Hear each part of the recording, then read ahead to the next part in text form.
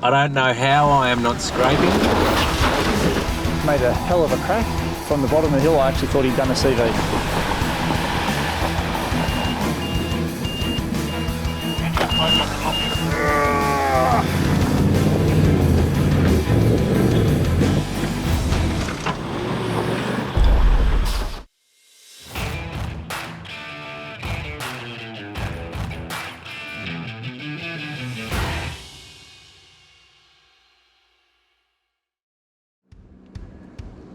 G'day and welcome to another big adventure with Life Off-Road. This week we're heading to the Victorian High Country.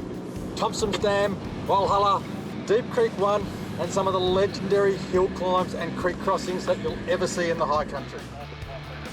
Hi, I'm Chris from Mickey Thompson Tyres Australia. Very fortunate and grateful to be able to come along to this High Country trip with four-wheel drive TV and the crew. I've brought the Daci Prado and I've got the Cosy 270 awning fitted and the Ridgeback Eco hardshell rooftop tent. Day in the bush, a day in the high country and a bit of an explore around. So we're in Victorian High Country. Thought off the back of a really awesome trip from South Australia, thinking that nothing could top this, but we're just in this absolutely just beautiful spot and just basically an awesome setup for a couple of days on the tracks. Met up at Erica. It was great to meet some of these people for the first time. And at that point we headed out of Erica for about a 20-minute drive. We aired down our tyres, tyre pressure being vital on this kind of trip. We all got the right air pressures and then we headed on to Beardmore's track, which was challenging and interesting, but really was only just a taste of things to come. Day started at Beardmore's track. It's a track I've done many a times and I use it as a good track to get an indication of what the conditions of the area are like. If Beardmore's track's wet and slippery, I know the rest of the country's going to be slippery. So it was pretty dry when we started. The creek was down. The flow of the Thompson Creek there is actually controlled by the dam. They release the water just upstream from where we crossed it. Nice shallow crossing, nice and wide with a little bit of a climb at the exit. Nothing over the top, but a really good warm-up just to get in that forward drive. And then just see how the ground is, if it's dry or slippery, give us a guide for the rest of the day. As you dropped into the river, where there was all rocks, it was just lovely stuff. And then as we exited, it was a steep incline going out. Exit out of it was pretty challenging. It's fairly steep, pretty rutted, and there's a bit of a rock step in the middle. Once a couple of cars had been through, got a bit wet, got a bit slippery, which was a good challenge, and we just picked the right line, gave it a bit of gas, and out she went. Everything went well, but it was a good spot to go through. Not long after creek crossing, you climb very rapidly. Over your left, you can see the dam wall with the view, but the track literally climbs up the ridgeline, up onto the high peaks. That said, about halfway up, here's a bit of a hill climb that when it's wet, it's very clay-based. It can be very slippery. Well, quite fortunate. There's some ruts there, but it definitely wasn't difficult at any stretch of the imagination. But it did give us a bit of fun, a bit of excitement, have a bit of a drive, actually get the forward drive back working. So we were driving through the tracks and Brian obviously is looking ahead, but I get a chance to look around and we had the Thompson Dam to the left of us and it was just a phenomenal jaw-dropping view. You did have a peek, didn't you? Yeah, yeah, just a slight peek because you kept your eyes on the road. But for me it was great. It was just an awesome backdrop. Everything was just sheer. So the sheer height of the trees, the sheer height of the valley, the Thompson Dam in the background. It was just a perfect setup to start the day. Greg, an absolutely awesome day for it. What are some things you've done to your bus to get it ready for the high country? I pulled out the original fitted stuff. I put a 2-inch lift in it, set up with the right sort of coils to suit the load of the car I've got and the camping gear I've got on board and plus a few accessories on board as well. To give you guys a bit of a rundown on what I'm running, I've got a Ride Pro suspension kit. I wanted to achieve a vehicle that had a better stance. In other words, I wanted to have more clearance, I wanted a better approach angle. I also wanted to make sure I could carry the weight of the equipment I've got on the car. I put a set of Ride Pro coils throughout the car. I got the right ones to suit the weight, to suit the lift, and to suit the handling that I wanted of this vehicle. Matched with a set of longer travel Ride Pro shockeys. They're valved to suit the springs, they're valved to suit the weight of the vehicles and the dynamics of the vehicle. So every Ride Pro shock is custom made to suit the vehicle it's being put into. One of the great things about being in the high country is every track's got great views pretty much. Got to the end of Beardmore's, did a couple of left and rights and ended up on Maidentown track before turning into Deep Creek track. Pretty decent climb, didn't get stuck, it was just really nice and pleasant, just took in the views again, great. And then we stopped for lunch. On the side of the road. Yeah, great place, why not? Yeah. Jackie from 360 Gearbox has got the lunch gear out and made everyone some lunch. We all got a chance to actually have a catch-up and a good group of a meeting and a chat and just a good group time while we enjoyed a lunch on the side of the road. Packed up, and then of course then off to Deep Creek 1. All high-speed roads, easy driving. But we were on a goal. We wanted to get this Deep Creek 1 underway and get into it and have some fun. We've made it to Deep Creek number 1. Pretty iconic track in this area. Starts off with a couple of little bog holes. And over from prior history, this right-hand one can solo a car pretty quick. We're going to be smart today. We only have the left-hand bog hole. As soon as the water level's flat, you can't tell how deep it is on one side, but he said stay away from the right-hand one, get the left-hand one, so we went through that, which was still tricky in itself. Oh, it's full. Yep, no problems. Could have done the right-hand one.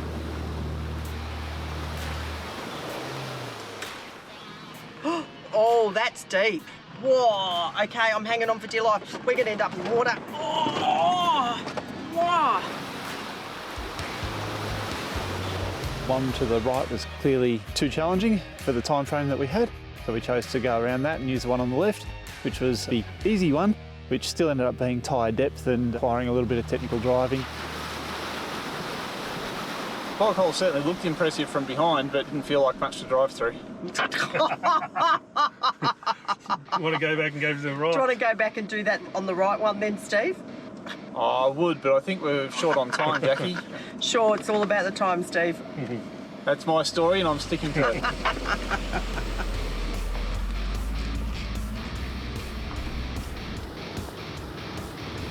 Oh, Greg in front of me sliding sideways a little bit there. Got the camper trailer on board, so he's going to be a little tougher.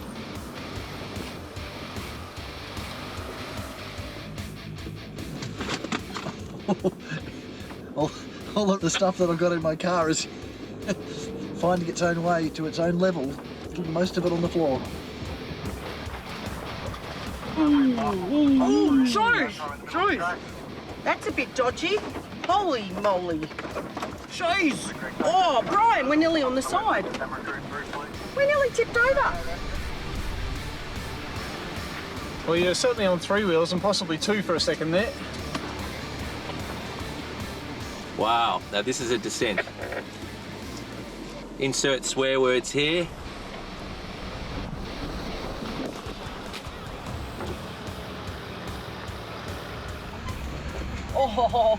Oh, that's full on straight down. Reminds me a lot of a BMX track. In fact, I've seen BMX tracks that are wider.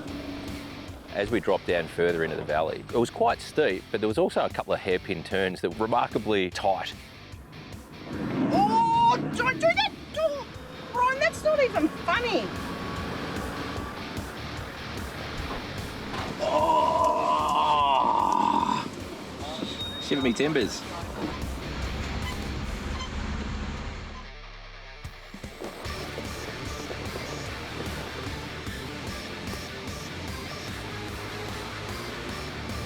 We've never heard of anybody bringing a trailer down through Deep Creek 1. We're going to prove to you that you can do it. Oh, that is tight. Holy crap. Guys, I'm not going to make this at all. We've got ourselves in a real predicament. We knew there's going to be some tight turns, so we're prepared. We've got a strategy. We're actually going to use our rear winch to try and lift and manoeuvre the trailer around to get us into a better position to try and make this crazy hairpin turn. Having a rear winch on Simon's Iveco just made that whole process so much easier because we really didn't have room for another car to come in with a front-mounted winch. We set up a snatch block on a tree up nice and high, so we actually lifted the trailer while dragging across. The reason for that, if we'd have skull dragged, there's a chance you could damage something. You could cut a sidewall of a tyre, you could bend a stub axle. Very, very close to the cliff base on one side, very, very close to the cliff edge on the other side. It's a bit nerve-wracking. Everybody made sure that everybody was safe. We all kept each other in sight lines and we were able to get out of it, but it was one of those moments you think, as long as everything goes right here, we're going to be fine. Second run at moving this trailer across to rear line. We're really close. We've just reset the winch, taking up load now on the trailer. We were able to safely winch his trailer sideways, give him enough room to manoeuvre back and forth, And then down we went and continued to descend all the way down to Deep Creek, which was a story of its own.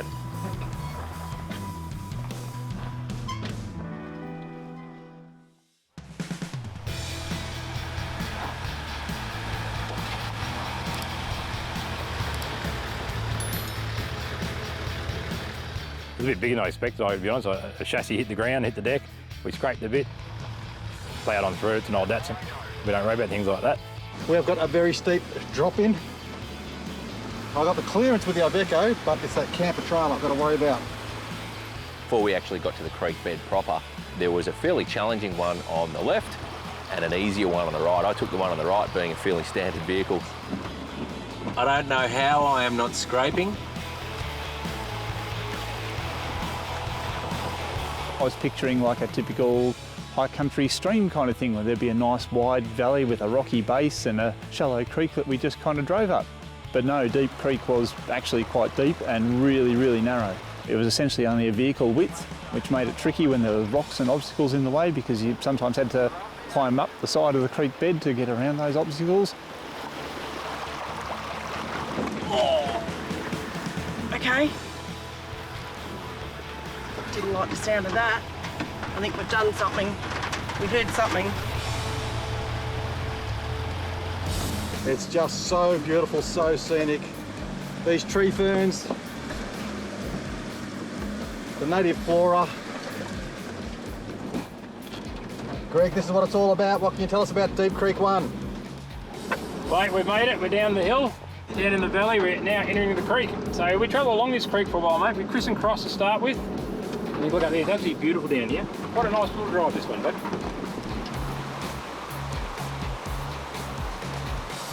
We got up and over, a little bit of scraping underneath, some banging and bashing on stuff you don't quite know what it is, but cars kept going, so that's all good.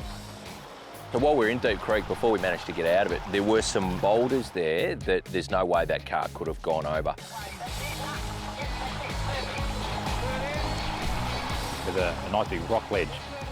And if you hug hard right, it's quite tall and it tapers down. It's just swing wide. The problem with that, of course, is the track you want to follow is a very hard right and very off canvas and big holes. So the ideal line is to hug right up the rock ledge.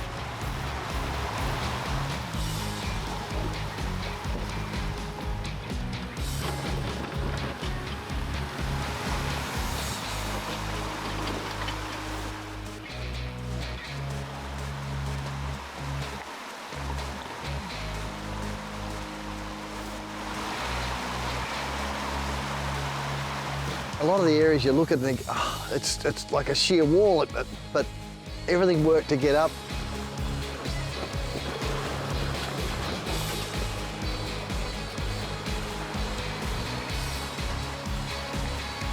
The advice by the experienced guys was, don't straddle those rocks, you've actually got to take a wheel over it. But even in order to be able to do that, I had to get the left-hand wheel right up on the side of the creek, where there was also a lot of rock and boulder and there was branches sticking out.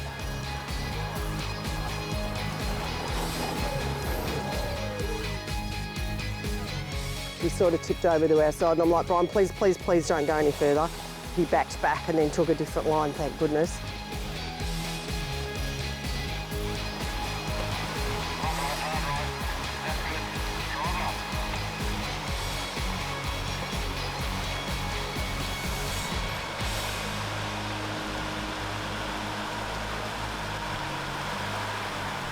We had a very steep, yet wide track to exit the creek.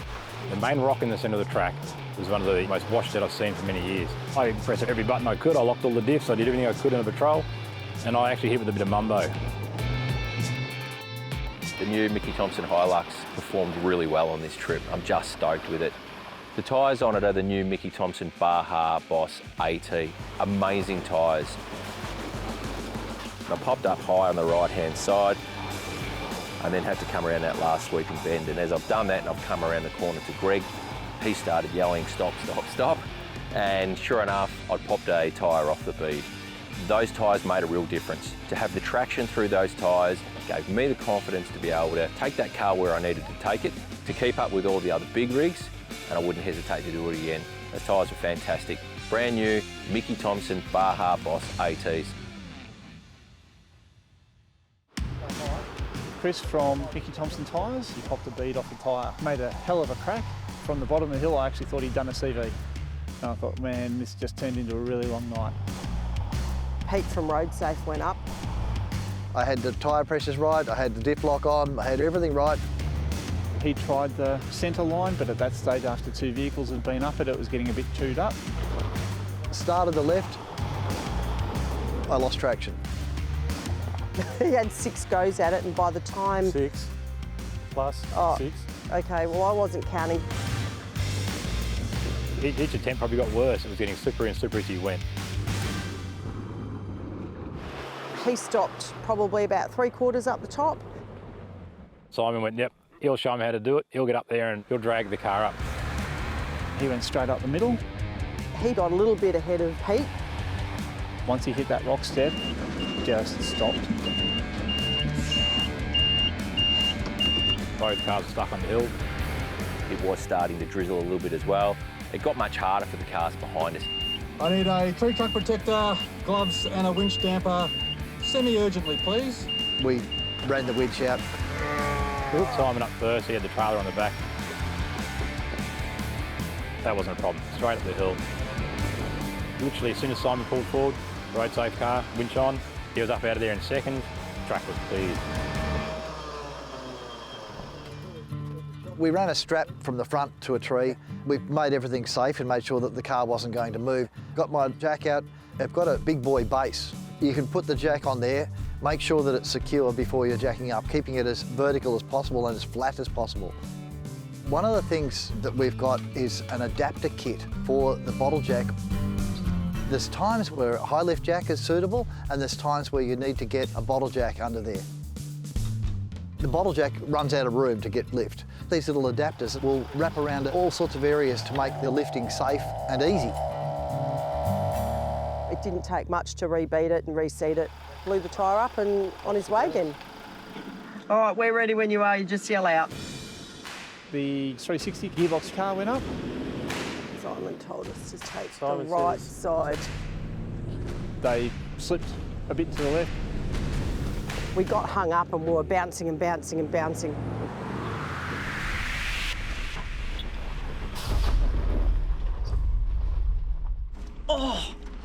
Hold it there. Hold it.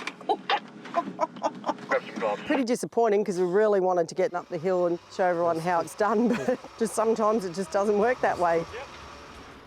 We had a winch cable on that car straight away, levelled it, jacked it up, changed the tyre, and he was out of there, ready for the next one.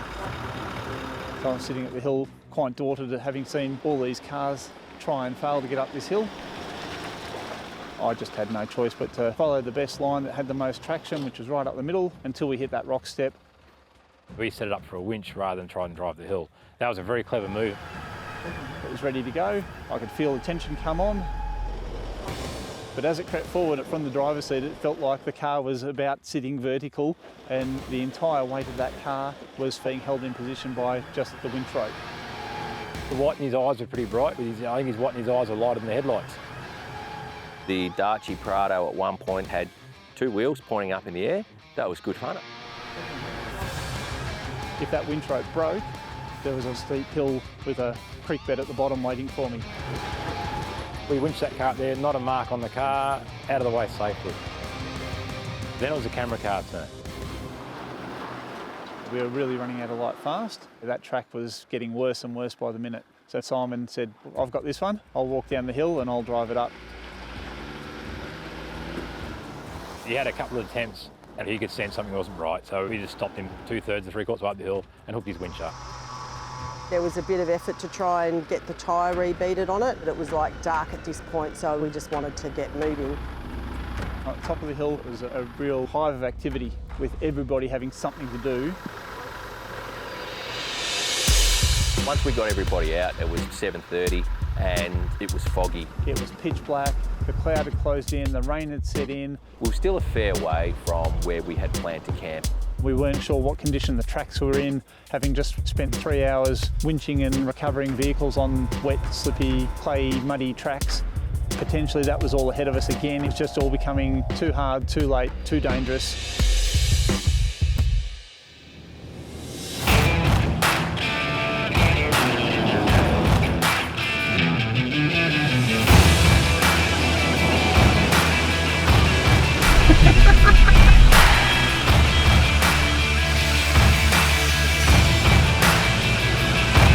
stunning.